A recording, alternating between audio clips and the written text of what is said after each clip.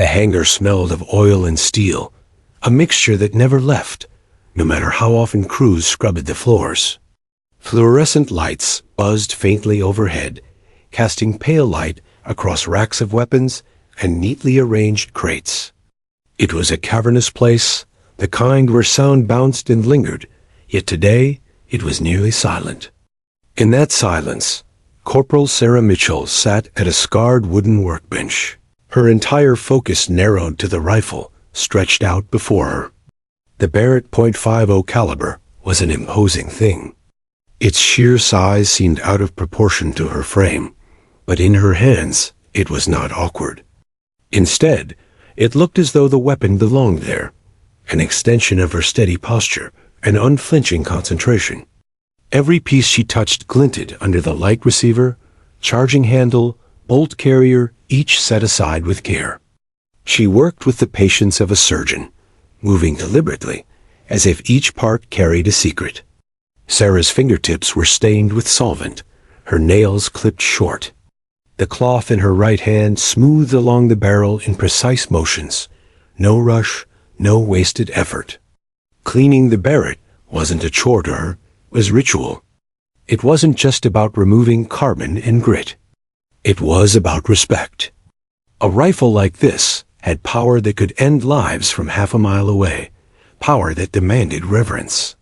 Most Marines treated weapon cleaning as routine maintenance. Sarah saw it differently.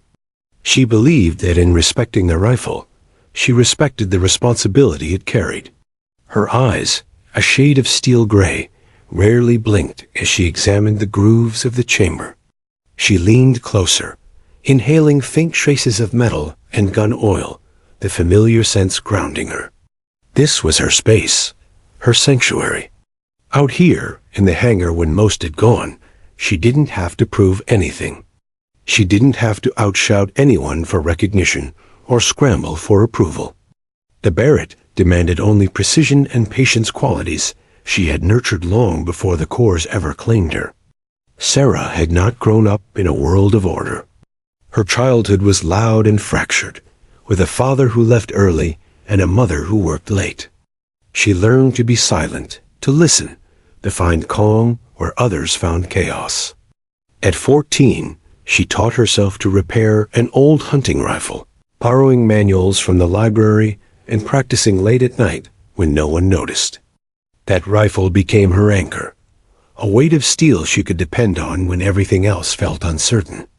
By the time she enlisted, firearms weren't foreign, they were familiar friends. Now, years later, the Barrett sat before her like the culmination of that journey. She ran a bore brush through the long barrel, methodical and unhurried, then checked it against the light. She muttered softly to herself, not words exactly, more like fragments of thought wind, distance, drop concepts, stitched into her muscle memory. To most Marines, a .50 cal was heavy firepower, a beast for suppressing enemy positions. To her, it was a scalpel, precise and controlled when handled with care. The hangar's silence was broken only by the faint scrape of metal on metal and the occasional shift of her stool. Outside, faint voices of others carried across the base, distant enough not to intrude. Sarah liked it this way. She wasn't much for crowds.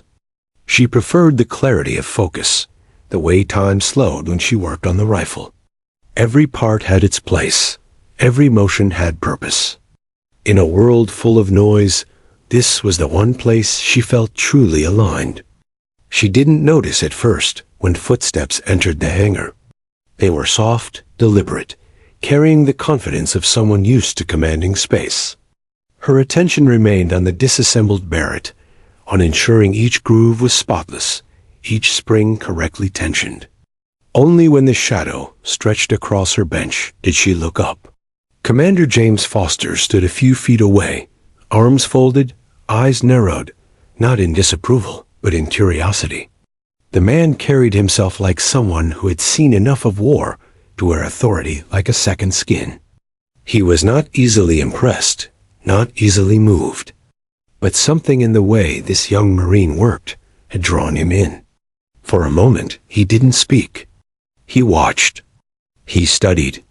He wanted to see if her movements faltered under scrutiny. They didn't. She simply continued, her hands steady, her breath controlled. If she was nervous, it didn't show. Finally, his voice broke the silence, low and even.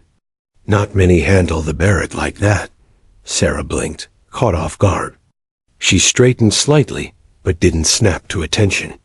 She wasn't sure if he expected formalities in this moment, but instinct told her to remain calm, grounded. "Sir?" she replied quietly, her tone respectful yet steady. "If I'm trusting it with my life, it should trust me with its care." The words left her mouth before she fully considered them. They weren't rehearsed, weren't meant to impress. They were just the truth as she saw it. Foster's brows lifted, faintly surprised. He had expected something different, something mechanical, maybe technical jargon about parts and function. Instead, what he heard was conviction. It wasn't often a Marine spoke of a rifle in terms of trust. He tilted his head slightly, considering her, reassessing. The pause stretched between them, not uncomfortable, but heavy with unspoken weight. Sarah returned her gaze to the rifle, continuing her work. She didn't fidget under his watch. She didn't fill the silence with nervous chatter. She simply returned to the ritual, as if his presence had changed nothing. Foster found himself unexpectedly intrigued. In all his years leading operators, he'd seen skill, he'd seen arrogance, he'd seen bravado. But this quiet, steady conviction was different. He took a slow step closer, his boots echoing faintly on the concrete.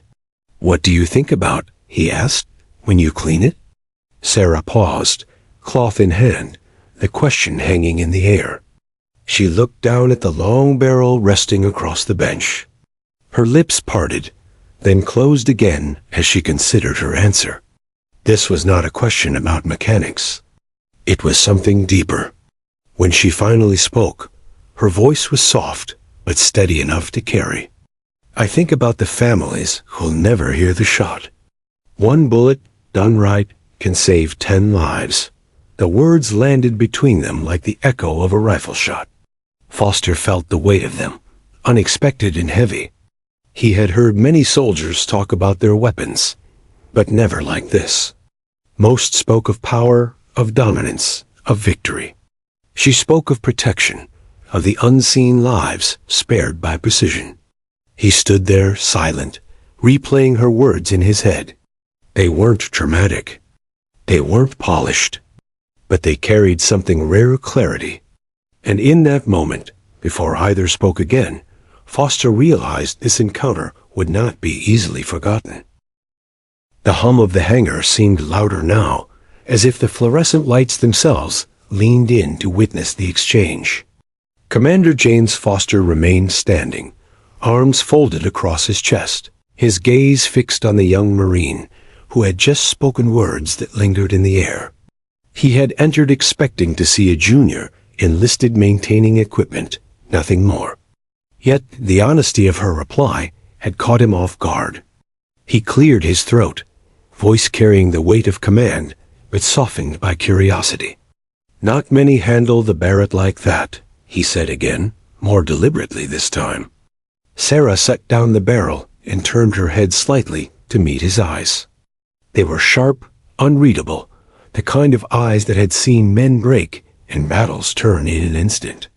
She wondered briefly if she should stand, salute, or offer some rehearsed answer. But instinct told her that formality wasn't what this moment required. So she simply replied, evenly, "Sir, I figured if I'm trusting it with my life, it should trust me with its care." There it was again, that unpolished conviction. Not arrogance. Not flattery. Truth. Foster tilted his head. He had heard Marines talk about rifles like tools, extensions of muscle and training. He had heard some boast about firepower, about the thrill of firing a round that could punch through walls and vehicles alike. But this was different. This was reverence, almost philosophy. He found himself both surprised and intrigued. He took a slow step closer, the echo of his boots spreading through the hangar. "Where'd you learn to handle it like that?" he asked. Sarah's hands never paused. She picked up the bolt assembly, inspected it against the light, then wiped it clean. Books, mostly, manuals, and practice. Lots of practice? Foster raised an eyebrow. Not standard training? A faint smile tugged at her lips, though it never fully surfaced. Standard training teaches you how to fire it. I wanted to know how to trust it. The words made him narrow his eyes. He couldn't decide if she was simply gifted with words, or if she truly believed what she was saying. Either way, she had his attention. "What do you think about when you clean it?" he asked suddenly, curious if her mind matched her skill. Sarah's hands slowed. The cloth hung in mid-motion, the bolt glinting under the fluorescent light. She lowered it gently onto the table and leaned back slightly. Her gaze dropped to the long rifle stretched out before her. "I think about the families who'll never hear the shot," she said softly. "If I do my job right, one bullet can save 10 lives." The stillness that followed was profound. Foster's jaw tightened. He wasn't sure what he had expected, but it wasn't that. Her words weren't rehearsed or dramatic. They were matter-of-fact, but heavy with meaning. He let out a low breath, stepping closer until he stood opposite her across the workbench. That's not how most Marines see it. Her eyes rose to meet his. Gray against brown, unwavering. Most Marines don't sit behind a Barrett for hours waiting for one chance. Foster felt the weight of her reply. He remembered missions where seconds mattered, where lives teetered on the edge of one well-placed shot. He had seen snipers crumble under the pressure of that responsibility. Yet here she sat, steady as stone, her voice devoid of ego. "You fired it in combat, then?" he said, more statement than question. Sarah's jaw tightened slightly. "Yes, sir. Afghanistan?" She nodded. "Mountain Pass. 300 meters. Crosswind nearly took it, but the round found its mark." He studied her face, searching for the usual signs: pride, thrill, guilt. But Sarah gave him none of those. She simply continued to clean the rifle, her expression neutral, her tone steady. "And how did it feel?" Foster asked, leaning in. Her hands paused for only a moment before she resumed her work. "It felt necessary." The answer struck him. Not victorious, not triumphant, necessary. Most young Marines he'd questioned after a first confirmed kill either boasted with bravado or carried visible guilt. But she had neither. She carried balance, a kind of clarity that unsettled him in its simplicity. "You're different," he said finally. Sarah didn't look up. Different doesn't always mean useful. "Sir?" Foster almost chuckled. "Almost. In my world, different is exactly what we look for." The silence stretched again, but this time it wasn't empty. It was filled with the unspoken recognition of two people testing each other's measure. Foster unfolded his arms, leaning one hand on the workbench. "You know, I've seen Marines rush through this cleaning like it's a chore. Though you treat it like something more." Sarah placed the cleaned bolt back onto the table and picked up another piece. "Because it is something more. Out there, lives depend on this. If it fails, they fail. And if I fail..." She trailed off, not needing to finish. Foster nodded slowly. He understood. He had lived that truth himself. He straightened, studying her a final moment before speaking. "What's your name, Corporal?" "Mitchell, sir." "Sarah Mitchell." He repeated it under his breath, testing the sound of it. "Mitchell. I'll remember that." For the first time, Sarah's composure cracked just slightly. Not with pride, but with curiosity. Why would a SEAL commander remember her name? She said nothing, though, returning her focus to the rifle. Foster turned, his boots echoing as he started to walk away. But halfway across the hangar, he stopped. He glanced back, watching her shoulders, the steady rhythm of her work. He wasn't sure why, but something told him this wasn't the last conversation they'd have. And as Sarah continued her ritual, the silence of the hangar returned. Only now, it wasn't the silence of solitude. It was the silence of something beginning. The hangar's air was cool, almost sharp, carrying the faint tang of oil and solvent.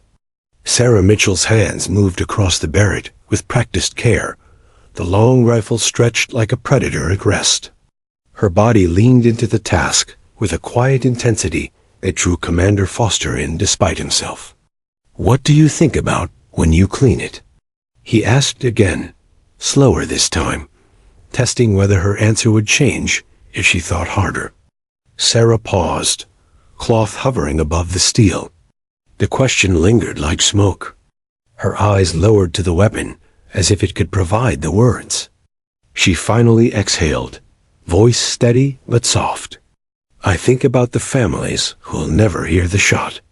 If I do my job right, one bullet can save 10 lives." The words slipped into the cavernous hangar and seemed to echo off the steel walls. Foster felt the weight immediately. He had heard soldiers glorify firepower, brag about kill counts, talk about adrenaline. He had heard others confess guilt, their voices breaking under the memory of what they had done. But Sarah Mitchell spoke with neither pride nor regret. She spoke with clarity, as if she had settled this truth long ago. Foster folded his arms tighter across his chest. His instincts told him she wasn't rehearsing, wasn't saying what she thought he wanted to hear. This was raw belief. 10 lives, he repeated, testing the words. Sarah nodded faintly. Maybe more. Maybe less. But it's never just one life taken. It's what that one life could have done if left unchecked. It's the chain that breaks before it pulls others down. Her eyes flickered up, meeting his for a brief second before returning to her work. That fleeting glance carried no challenge, only quiet conviction. Foster studied her in silence, his mind turning back to the dozens of snipers he had commanded over the years. Some cracked after their first mission, their hands trembling long after the rifle cooled. Others grew addicted to the godlike power of distance, boasting of shots like trophies. He could place nearly every sniper he'd met into one of those two categories. Yet this Marine didn't fit either mold. He leaned on the bench, his shadow stretching over the rifle. "And what about you, Mitchell? What echoes for you after the shot?" Her hands stilled. She set the cloth aside and rested her palms on the workbench. For the first time, she seemed to weigh her answer. "I hear silence," she said finally. "Not the silence in my head. The silence of my team being alive. That's the only echo I care about." Foster drew in a slow breath. That wasn't the answer of a recruit still chasing glory. That wasn't even the answer of a soldier hardened by necessity. That was something rarer, the answer of someone who had already measured the cost and accepted it. "You talk like someone twice your age," Foster muttered. Sarah allowed herself the faintest smile. "The Barrett makes you older, sir." The line hung between them, carrying a quiet humor that didn't quite reach her eyes. Foster almost smiled back, but stopped himself. This wasn't the place for warmth, not yet. Instead, he asked, "Afghanistan, you said? Mountain Pass?" She nodded once. "Yes, sir." He studied her expression, looking for cracks, for hesitation, for the flicker of pain or pride that usually accompanied those memories. But her face remained composed, as if the moment lived in her, not as trauma or triumph, but as fact. "And your shot?" He pressed. She looked down at the rifle. Her fingers traced along the cool steel, as if recalling the weight of that moment. 300 meters. The wind almost carried it wide, but I adjusted. My spotter called it clean. "And the target?" Foster asked. She glanced at him, her voice unflinching. "Didn't get back up." My team did. The hangar fell silent again. Foster felt the words hit harder than any decorated after-action report. She had reduced the mission to its essence: one man down, many men safe. No dramatics, no inflated detail. Just the truth stripped bare. He found himself unsettled, though not in a way he disliked. He was unsettled because she reminded him of something he had nearly forgotten: why the fight mattered in the first place. Most warriors, himself included, grew used to framing missions in terms of victory and loss, objectives met or failed. But Mitchell framed it in terms of lives saved. She saw the rifle not as destruction, but as prevention. Foster tapped the workbench lightly with one finger, studying her. You realize most commanders wouldn't ask you questions like this, right? Sarah's eyes flicked up, curious. Yes, sir. And you realize most Marines wouldn't answer like you do. Her shoulders lifted slightly in a shrug. Most Marines don't spend their nights in here cleaning a Barrett. That, Foster thought, was exactly the point. He let the silence linger again, not because he had run out of words, but because he wanted to hear how she filled it. But she didn't. She returned to cleaning the weapon, her focus undisturbed. For her, conversation wasn't a distraction, but something she could weave into the rhythm of her ritual. Finally, Foster spoke again, his tone softer now. You ever think about what comes next, Mitchell? She paused. Next? Yes, beyond the rifle. Beyond the shot. What's your purpose after you've cleaned this one enough times? Fired it enough times? Where do you see yourself? Her hand lingered on the bipod, fingers curled around the metal. For a moment, the steady Marine looked uncertain. Not lost, but as if no one had ever asked her to think beyond the rifle before. I don't know, sir, she admitted. But I know this. As long as I'm behind it, I can keep others breathing. That's enough for now. Her honesty disarmed him again. Foster had expected ambition, some mention of rank or recognition. But she spoke only of service of others. He nodded slowly. That might just be what makes you dangerous in a good way. Sarah didn't respond. She simply picked up the last piece of the Barrett and began reassembling it, hands moving smoothly, confidently. Foster stepped back, watching her work, the echo of her words still in his mind. He had walked into the hangar expecting routine, and instead, he had stumbled into something rare. A Marine whose strength wasn't loud, but quiet. A Marine whose power wasn't in ego, but in restraint. And as the final click of the Barrett's assembly echoed through the hangar, Foster realized Sarah Mitchell wasn't just cleaning a weapon. She was revealing a philosophy, one that might just change the way he saw his own role. The Barrett lay across the table like a predator stretched in slumber, every line of steel polished to precision. Sarah Mitchell's hands moved steadily, piece by piece, the weapon gradually taking form again. Across from her, Commander Foster remained seated now, elbows resting lightly on the workbench, eyes locked on her with a mixture of curiosity and calculation. He had broken his own rule simply by pulling up a chair. Commanders did not sit shoulder to shoulder with corporals, not unless there was something unusual in play. And in Sarah Mitchell, he had found unusual. Ever fired one in the field? Foster asked at last, his voice measured. Sarah's cloth paused mid-motion. She didn't look at him right away, but her breathing shifted. When her eyes finally met his, they carried no hesitation. Afghanistan, sir. Mountain ridge. 300 meters. The wind nearly tore me off, but I adjusted.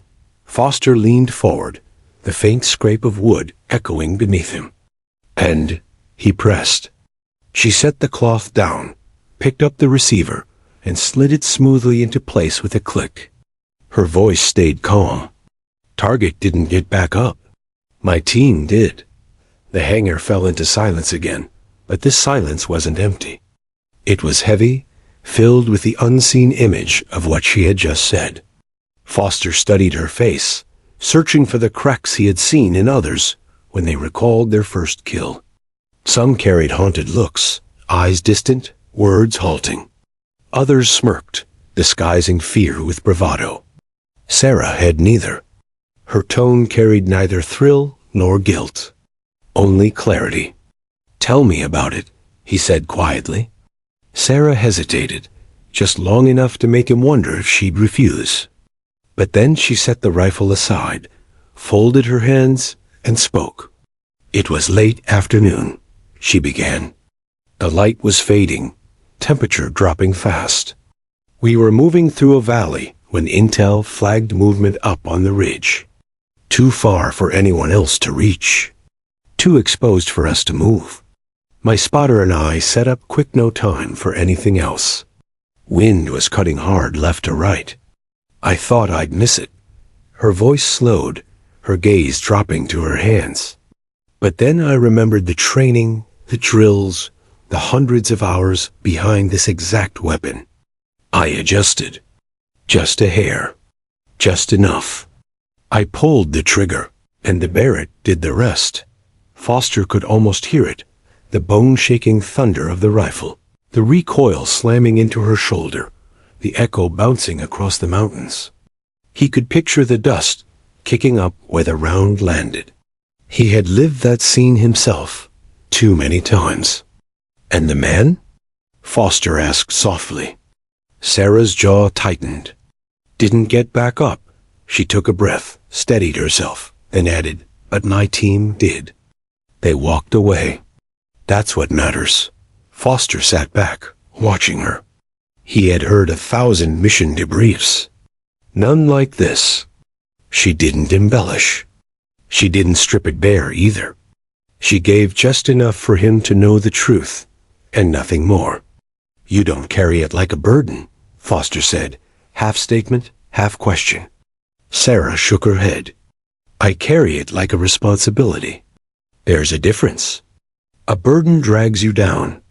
A responsibility keeps you standing." For the first time, Foster felt the corner of his mouth twitch upward. He hadn't expected philosophy from a Marine corporal.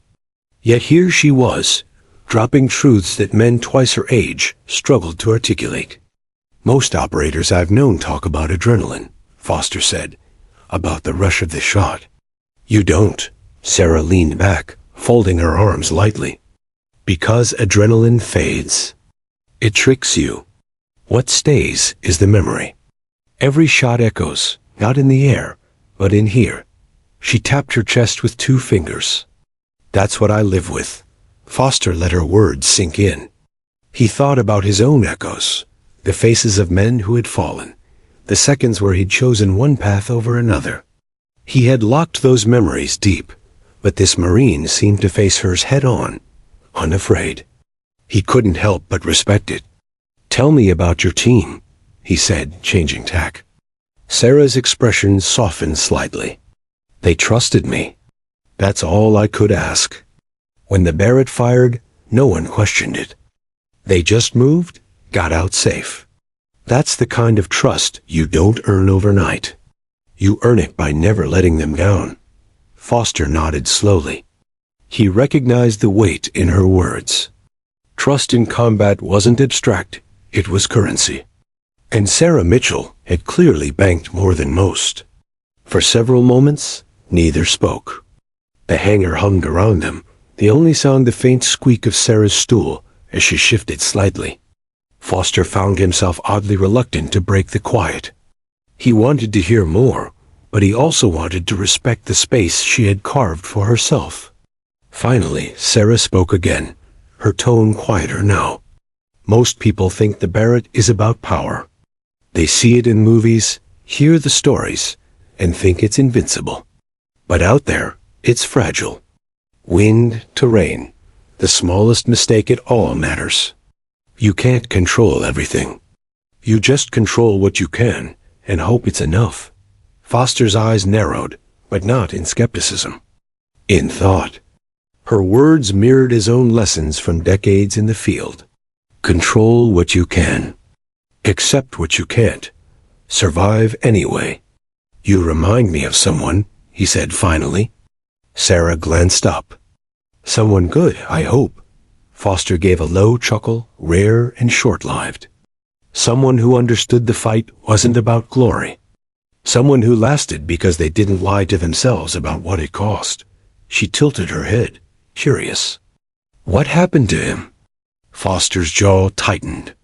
His eyes drifted briefly toward the hangar doors, as if the answer lay somewhere outside. He didn't make it home. Sarah didn't press further. She simply nodded, a silent acknowledgement of the weight behind his words. Respect without intrusion. Foster appreciated that. When she returned to the Barrett, her motions were slower, more deliberate. She was almost done reassembling it, the last few pieces clicking into place. Foster watched as she closed the receiver, locked the bolt, and gave the weapon a final inspection. She didn't look up when she said, "Sir, I don't clean this rifle for me. I clean it for them." "For who?" Foster asked. "For the ones who trust it to fire when it has to. For the ones who walk away because I didn't fail." Her hands rested on the rifle, palms flat as though grounding herself in the steel. Foster saw it clearly now. This wasn't just a Marine with skill. This was someone who had turned the act of cleaning a weapon into a vow, renewed every time she picked up the cloth. He leaned back, exhaling slowly. "You know, Mitchell, I've met plenty of good shots, but very few understand the weight of the trigger. You do." Sarah finally met his gaze again. Her expression was calm, steady. "It's not the trigger that matters, sir. It's what comes after." The words lingered long after they were spoken, etching themselves into Foster's thoughts. He had walked into the hangar, expecting routine maintenance. Instead, he had walked into a conversation that stirred something he hadn't felt in years. Belief. Belief that maybe, just maybe, warriors like Sarah Mitchell were still out there, quiet, steady, unshaken. As the hangar returned to silence, Foster realized this was no ordinary Marine. This was someone he would not forget. The hum of the hangar seemed louder now, the fluorescent lights above buzzing faintly, throwing pale shadows across the weapons bench. The Barrett lay fully assembled, gleaming beneath Sarah Mitchell's steady hands. For a long moment, Commander James Foster simply watched her, caught between intrigue and something deeper he couldn't yet name. Most Marines would have been shifting under his gaze, nervously waiting for orders or evaluation. Sarah didn't. She treated the commander's presence as she treated the rifle, with quiet respect, but without fear. That alone unsettled him in the best way.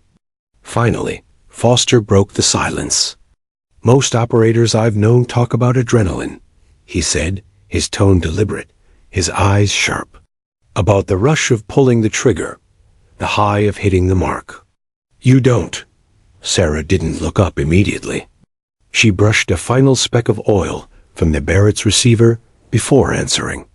"Because adrenaline fades, sir. It tricks you. Makes you think you're stronger, faster, sharper than you are. But the rush doesn't last. What stays?" She lifted her hand and tapped her chest with 2 fingers, just over her heart. "What stays is the echo." Foster leaned forward slightly. "The echo?" Sarah nodded. Her eyes softened, but her voice carried weight. "Every shot echoes. Not in the air, not on the battlefield. Here, inside, long after the smoke clears. Long after the target falls. You hear it, feel it, whether you want to or not. Some pretend it's not there. Some drown it in noise. Me? I live with it. I let it remind me why the shot mattered in the first place." Foster's jaw tightened, though he didn't immediately reply. Her words struck deeper than she likely knew.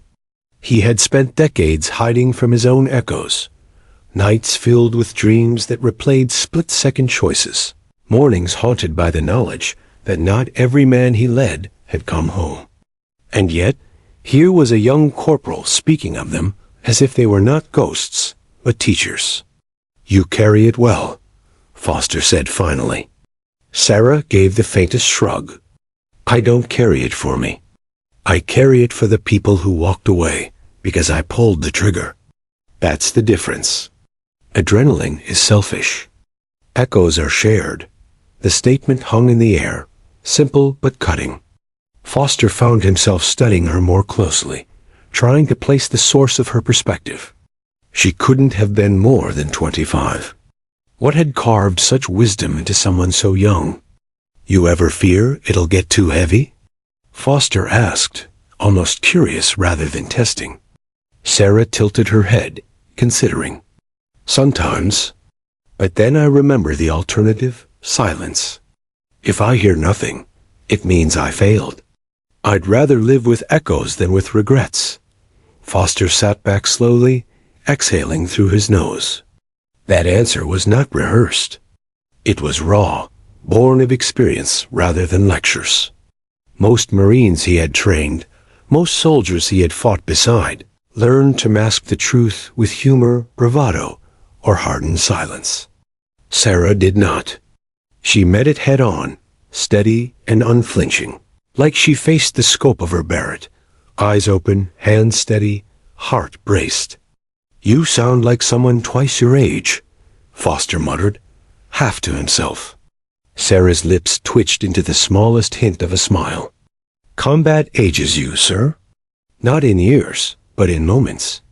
The words settled like dust in the air, and Foster could feel them burrow. He thought of the men he had buried, the comrades who had looked old in the eyes long before their hair grayed. She was right. Combat measured life in moments, each one carving years off the soul. Foster tapped his finger lightly against the wooden bench. "Tell me, Mitchell, how do you keep the echoes from drowning you? How do you stop them from piling up until they crush you?" She didn't hesitate. "By remembering they aren't mine alone. Every mission is shared. Every shot, every order, every risk. The echoes belong to all of us. My team carries theirs. I carry mine. Together, it balances out. Alone, it would break me. But I've never been alone out there. Not once." Her answer caught him off guard. He had expected isolation, the classic lone sniper narrative. Instead, she spoke of community, of connection. She was not a weapon divorced from her unit. She was a protector anchored to them. Foster studied her in silence, his mind replaying his own career. He wondered, had he ever thought of it that way? Had he ever shared his echoes, or had he locked them inside until they rotted? The thought unsettled him. "Mitchell," he said finally, his voice quieter now, "do you know how rare it is to hear someone speak like that? Most Marines would give me a speech about discipline, about training, about being the best. You talk about echoes." Sarah's gaze didn't waver. "Maybe because being the best doesn't matter if no one makes it home. I don't measure my worth by the number of hits. I measure it by the number of lives that walk back through the wire." Foster felt a shift in his chest, subtle but undeniable. He had gone into this conversation expecting to test her, her skill, her composure, her discipline. Instead, she was testing him, holding a mirror to questions he hadn't asked himself in years. "Do you regret it?" he asked softly. Sarah's answer came quickly. "No. Regret means I'd change it if I could. I wouldn't. The shot I took saved my team. That's not regret. That's survival. But you remember it." Her eyes darkened, just slightly. "Every day. And that's the point. Forgetting would make me dangerous. Remembering keeps me human." Foster felt his throat tighten, though he masked it with a nod. He had heard hundreds of soldiers talk about their kills, their missions, their scars. This was the first time someone had described memory as a safeguard rather than a wound. A commander leaned back, folding his arms. For once, he didn't know what to say. Sarah picked up the Barrett again, running a soft cloth over the long barrel, her motions calm, almost meditative. She didn't push him for words, didn't try to fill the silence. She simply returned to her ritual, the rifle gleaming under her care. Foster realized then that what impressed him most wasn't her marksmanship, her composure, or even her wisdom. It was her balance. She carried the echoes without letting them consume her. She honored the responsibility without letting it harden her into stone. And that balance, he knew, was rarer than any skill with a rifle. The Barrett rested on the bench like a coiled beast, silent but waiting. Sarah Mitchell adjusted its position one last time, her fingertips brushing the cold steel as though she were tuning an instrument rather than preparing a weapon. Commander James Foster had leaned back, arms crossed, his eyes steady on her every move. He had seen plenty of shooters clean rifles. He had seen fewer who spoke about them like sacred trusts. Now he wanted to see if her philosophy translated into action. "Show me," he said finally. Sarah glanced up. "Sir?" "The Barrett," Foster clarified. "Words are one thing. Demonstration is another. Let's see what you've got." Her expression didn't change. No nervous flicker, no sudden rush of pride. Only calm acknowledgement. "Yes, sir." She lifted the Barrett with deliberate ease, resting it against her shoulder as though the 50-pound rifle were nothing more than an extension of herself. The weight didn't seem to bother her. She moved with it like someone who had carried it across deserts and mountains. Together, they walked from the weapons bench to the firing range beyond the hangar doors. The late afternoon light streamed across the concrete floor, painting sharp lines as the massive doors slid open with a groan. The air outside was dry, carrying the faint smell of oil and dust. Targets were set across the range, white silhouettes marked with black circles. Most recruits trained at 200 to 400 meters. A skilled marksman pushed to 600, but tucked at the farthest edge, barely visible to the naked eye, was an 800-meter steel plate. Few ever bothered with it. Most didn't even try. Foster pointed toward it. "There," Sarah gave the faintest nod. No questions, no hesitation. She simply adjusted course. At the firing line, she dropped to the ground with practiced precision, setting the Barrett on its bipod. Her motions were fluid, efficient, the kind of efficiency born not of rushing, but of habit carved by endless repetition. Foster stood a few feet behind her, arms folded, eyes sharp. He watched every adjustment she made. She checked the scope, dialed windage, adjusted elevation. The wind at this range was erratic, a steady left-to-right push that shifted unpredictably. Most shooters would fire a test round, then compensate. Sarah did not. "Spot her?" she asked without turning her head. Foster raised a brow. He hadn't expected her to request. He stepped forward anyway, lowering himself to one knee beside her.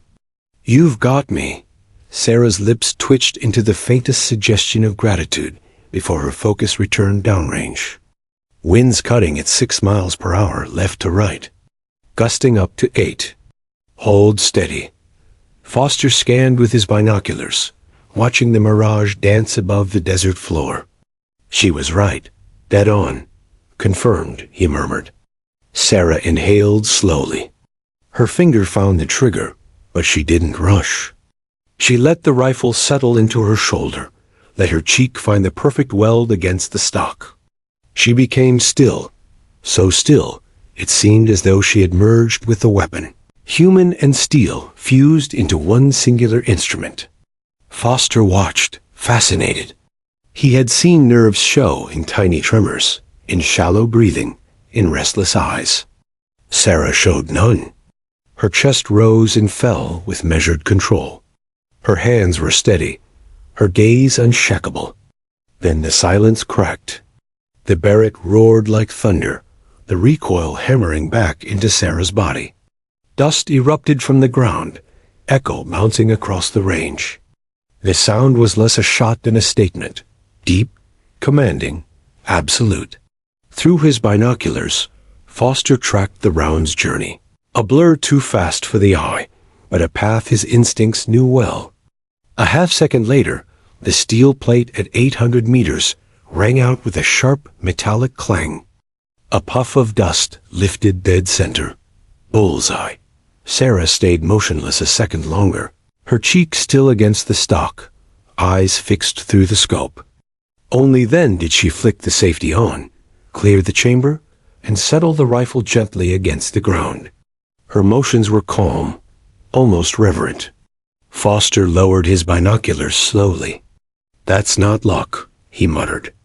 Sarah finally looked up at him, her eyes steady, her face unreadable. "It's preparation." The words were delivered with quiet certainty, not arrogance. She might as well have been reciting gravity's laws. Foster let out a slow breath, not realizing until then that he'd been holding it. He studied her, not just the precision of the shot, but the way she handled it. The calm setup, the refusal to waste ammunition, the control after the trigger pull. He had expected talent. What he saw was mastery. "Most shooters would have tested the wind first," he said, almost probing. Sarah shook her head. "No need. If you spend long enough behind the scope, you learn to read the signs before you ever pull the trigger. One shot, one decision. That's the point." Her words struck him again, simple but sharp. Foster had trained men who bragged about putting 5 rounds in a group at 500 meters.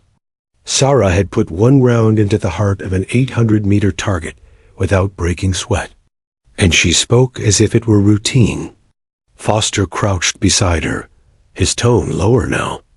"Do you know how rare that is?" Sarah gave a small shrug, already beginning to break down the Barrett with the same care she had assembled it. "Rare doesn't matter, sir. Reliable does." Foster almost laughed, a dry, rare sound that surprised even him. Reliable. She had reduced one of the most difficult shots in the Marine arsenal to a matter of reliability. Not talent, not luck, not even skill. Reliability. He studied her again, not as a Marine this time, but as a leader. He realized she wasn't aiming for personal glory. She wasn't proving herself to him, or to anyone else. She was simply fulfilling the responsibility she carried every time she touched that rifle. It hit him then. Sarah Mitchell wasn't a sniper because she wanted to be the best. She was a sniper because she refused to be anything less than what her team needed. That difference, Foster knew, was everything. When she finished securing the Barrett back into its case, Sarah stood, brushing dust from her uniform. She didn't ask how she had done. She didn't seek approval. She simply looked at Foster and waited. Foster met her gaze, and for the first time, he let a note of respect edge into his voice. "Mitchell, you've got something most Marines never find. Precision without ego.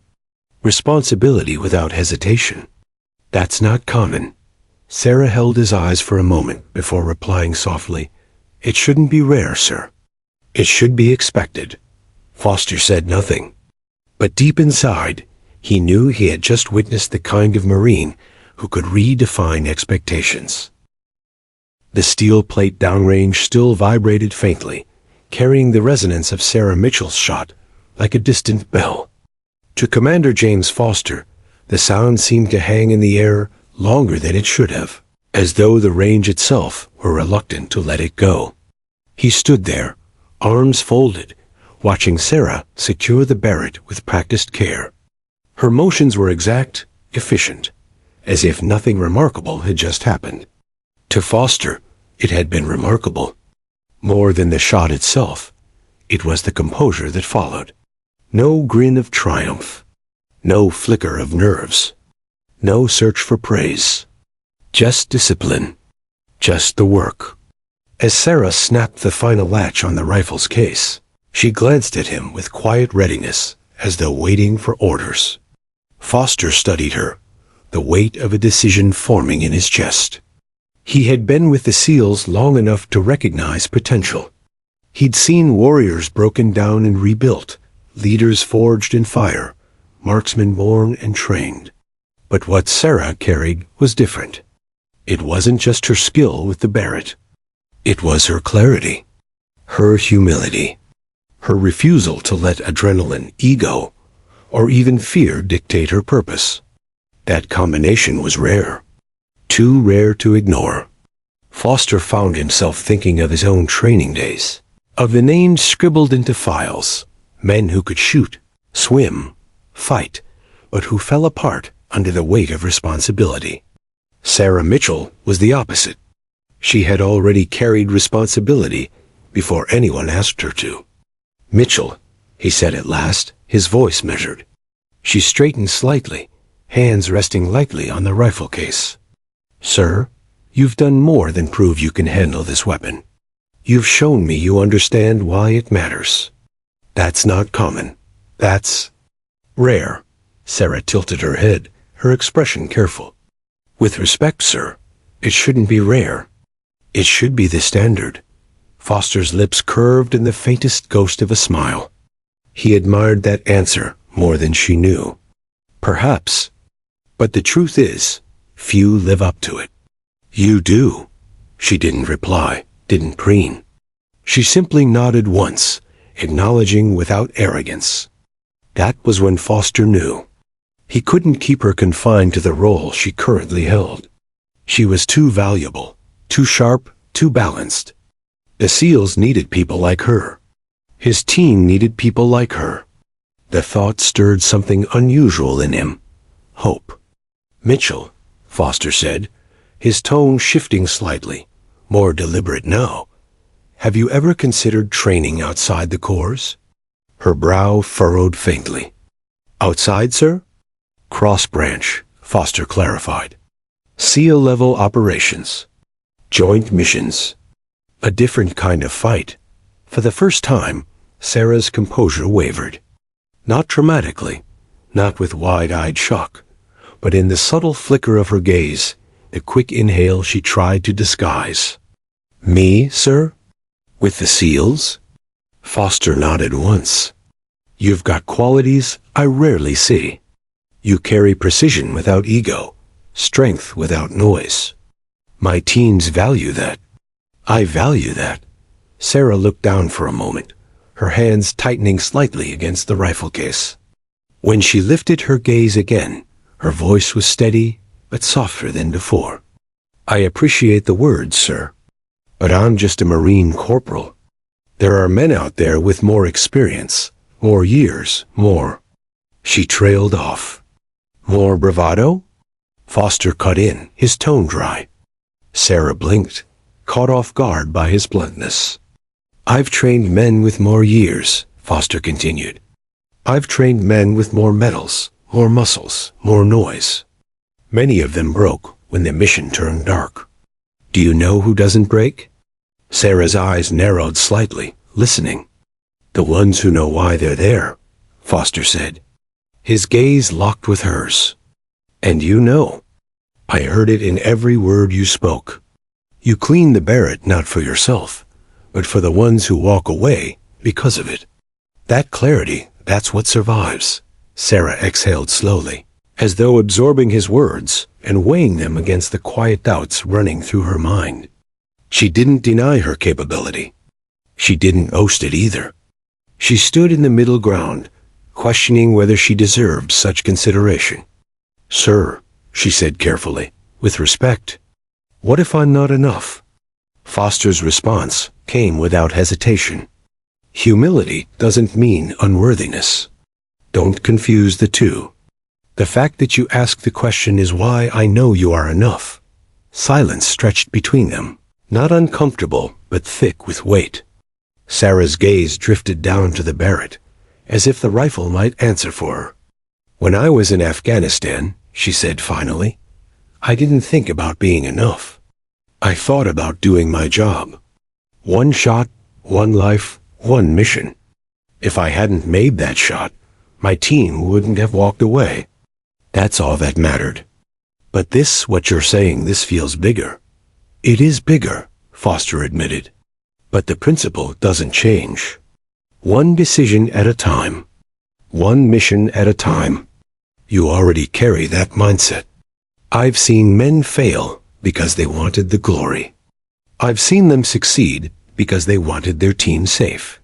You're the second kind. Sarah met his eyes again, her shoulders squaring subtly. Something in her expression shifted, the flicker of uncertainty giving way to the steadiness Foster had seen all along. If you think I can serve that way, sir, she said, then I'll trust your judgment. Foster gave a small nod, hiding the satisfaction tugging at the edge of his mouth. He had expected resistance, maybe even refusal. Instead, she had chosen the one thing he valued most, trust. For him, that was enough. He straightened, his tone returning to command. You'll need to prove yourself all over again. The training is brutal. The expectations higher. You'll be tested in ways no range can prepare you for. Sarah nodded. I understand. Do you? Foster pressed. Because once you step into that world, you're not just a Marine anymore. You're a part of something larger, something quieter, something heavier. Success won't be measured in medals. It'll be measured in silence, missions that no one will ever hear about. Sarah held his gaze, unflinching. Silence is nothing new, sir. I've lived with echoes all my life. I can live with that too. Her words landed hard, anchoring the moment. Foster had heard many Marines speak of sacrifice, of willingness, of courage. Few spoke of silence, and fewer still embraced it as a duty rather than a cost. Good, Foster said finally, his voice low. Then we'll see where this path takes you. Sarah gave the faintest nod, her expression as steady as ever. She didn't smile. She didn't celebrate. She simply accepted, as though the weight of what he offered was not a prize but a responsibility. One more echo she would carry with care. And that, Foster thought, was exactly why she belonged. The early morning sun stretched its first fingers across the horizon, painting the hangar in gold and pale amber. The air smelled faintly of salt and diesel, carried in from the nearby coastline. Sarah Mitchell adjusted the Barrett in her hands one final time, the familiar weight solid and grounding. This was no ordinary day. It marked the beginning of a new path, one that would demand everything she had learned and more. Commander Foster stood a few feet away, his silhouette outlined by the rising sun. He hadn't expected to feel this unsettled. After all, he had trained countless Marines and SEALs, guided them through missions that shredded nerves and pride alike. Yet watching Sarah now, he realized she had changed the rules. She wasn't the Marine he had met in the hangar weeks ago. She was something sharper, steadier, ready to carry a new burden with clarity he rarely saw. You ready? Foster asked, his tone neutral, but carrying the weight of command. Sarah didn't answer immediately. Her hands traced the smooth steel of the Barrett, checking the stock, the scope, the bipod. Not out of routine, but as a ritual of focus. She exhaled slowly, centering herself. Yes, sir, she said finally. Foster studied her, noting the calm that radiated from her movements. He thought of their conversations, the long hours she had spent discussing responsibility, echoes, and precision. He remembered the first time she had spoken about what ran through her mind while cleaning the rifle. Back then, it had been philosophy. Today, it was preparation. He let a small smile tug at the corner of his mouth. I didn't think anyone could hold their own with you, Mitchell. But it seems you've held me instead. Sarah tilted her head, curious. Sir? Foster chuckled softly low, almost a rumble. Every question I asked, every push I made, I thought I was testing you. But really, I was testing myself. Seeing if I could recognize someone like you when they walked in front of me. For a moment, the words hung between them, heavy with unspoken truth. Sarah's lips pressed into a thin line, considering, processing. Then she nodded, not with ego, but with understanding. She had known instinctively from the start that Foster would be a rare commander, one who didn't just evaluate skill, but measured character. Foster continued, voice low. When you step into SEAL training, it won't be about the weapon anymore. It'll be about your mind, your judgment, and your ability to survive when the rules fall away. Do you understand what that means? Sarah lifted her gaze, eyes clear and steady. Yes, sir. It's not just about survival. It's about responsibility. I've carried that before. I'll carry it there. Good, he said, though his expression softened. Because the world you're about to enter doesn't forgive mistakes. It doesn't admire pride. It respects those who know why they're there and act without hesitation. Sarah exhaled slowly, letting the words sink. She picked up the Barrett, securing it in its transport case with the care of someone handling more than just steel. To her, it wasn't the weight of the rifle that mattered. It was the weight of the responsibility it represented, a principle she carried into every mission, every decision. Foster studied her quietly, letting the silence linger. This Marine had shown him a truth he had nearly forgotten. Mastery wasn't measured in medals. Medals weren't measured in bullets, and bullets weren't measured in destruction. They were measured in trust, in responsibility, and in the quiet knowledge that lives depended on every action, every thought, every choice. You're ready, Foster said finally, more to himself than to her. Sarah's gaze returned to him. Sir, you've proven it. Not with fire, not with words, but with everything you've done. You understand what it means to hold a weapon, a mission, and a life. That's what counts. That's what matters. For the first time in the morning, a faint smile crossed Sarah's face, not one of pride, but of acknowledgement. She had known this day would come. She had trained for it in more ways than she could count. The Barrett had been a teacher, each shot a lesson in responsibility, each cleaning a meditation on focus and control. Foster straightened, a rare gravity settling over his posture. Take what you've learned here, not just with the rifle, but with the echoes it carries. They'll serve you better than any skill, any medal, any routine. And remember this, strength without clarity is nothing. You already have the clarity. You already have the strength. Everything else will follow. Sarah nodded, silent but resolved. The morning air stirred around them, carrying the faint salt of the nearby sea. The world beyond the hangar awaited, uncertain, demanding, dangerous. But she felt ready. She had faced mountains, wind, distance, and echoes before. Now she would face something new, tests that measured mind, spirit, and endurance beyond the battlefield. Sir, she said finally, her voice steady, thank you for seeing me. Foster met her gaze, something quiet passing between them. No, Mitchell? Thank you. For reminding me what responsibility really looks like. For a long moment, they stood in silence. The hangar doors creaked in the breeze, and the sun climbed higher, bathing the floor in golden light. There was no applause, no fanfare, just the quiet acknowledgement of mastery, of preparation, and of mutual respect forged in steel and conversation alike. Sarah secured the Barrett in her transport bag one last time, slung it across her back, and adjusted her pack. Every movement was precise, deliberate, a reflection of everything she had learned and carried.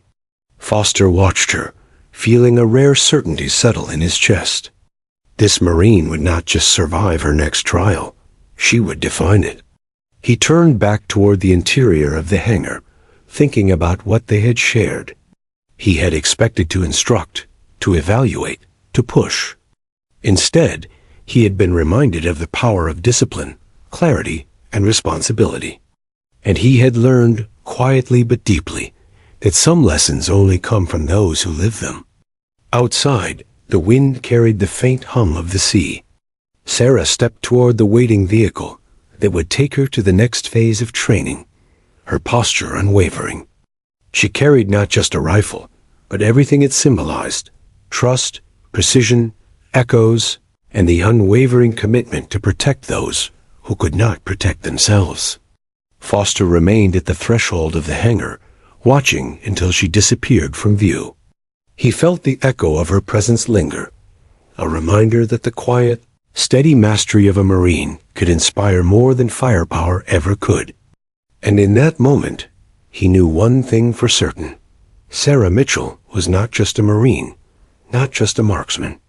She was a standard bearer, someone who carried responsibility and clarity like armor.